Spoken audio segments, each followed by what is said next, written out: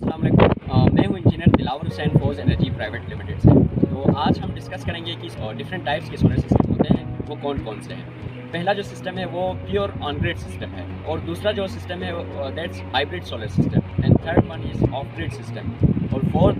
उसको हम सोलर के टाइप वो भी इंक्लूड कर सकते हैं कि solar water pumping system. On grid system है, इसमें ऐसा होता है कि आप सोलर की जनरेशन कर रहे हैं, उसमें जो इन्वर्टर लगते हैं उसके साथ बैटरी अटैच नहीं होता और जब आपकी सोलर की जनरेशन हो रही होती है उससे लोड को फीड होते हैं और जो सरप्लस जनरेशन है दैट्स फीडिंग टू दी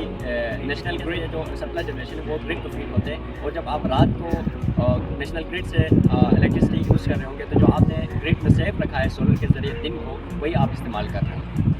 इसको ऑन ग्रिड सोलर सिस्टम कहते हैं। इसका ड्रॉबैक ये है कि ऑन ग्रिड सिस्टम में जब ग्रिड अवेलेबल नहीं है उस केस में आपका सोलर सिस्टम बंद हो जाता है और सोलर की जनरेशन अगर दिन को भी अगर आपका ग्रिड अवेलेबल नहीं है तो उस केस में आपका जो सोलर की जनरेशन है वो आप इस्तेमाल नहीं कर सकेंगे। इसके बाद आते जो सोलर की दूसरी टाइप है that's hybrid solar system. Hybrid solar system में सारे फीचर्स मौजूद होते हैं जैसे कि सोलर की जनरेशन से आपके लोड को फीड भी हो रहे होंगे, आपकी बैटरी भी चार्ज हो रहे होंगे और जो सरप्लस जनरेशन है वो ग्रिड को फीड हो रहे होंगे। तो इसमें आपका बिल भी ज़ीरो हो जाएगा, आपको बैकअप भी मिल रहे होंगे और दिन को अगर वापडा अवेलेबल नहीं है तो सोलर की कैपेसिटी आप जो जितनी जनरेशन हो रही है उसको आप यूटिलाइज कर सकेंगे। तीसरी जो टाइप है सोलर सिस्टम का वो है ऑफ ग्रिड सोलर सिस्टम। अब ऑफ ग्रिड सोलर सिस्टम में जो जितना आपका लोड है उतना अगर सोलर की जितनी जनरेशन हो रही है उसके आपके लोड को फीड हो रहे होंगे, अगर उससे ज़्यादा जनरेशन हो रही है तो आपकी बैटरी चार्ज हो रहे होंगे, लेकिन उससे भी ज़्यादा अगर ज़्यादा सरप्लस जनरेशन हो रही है तो वो आप ग्रिड में स्टोर नहीं कर सकते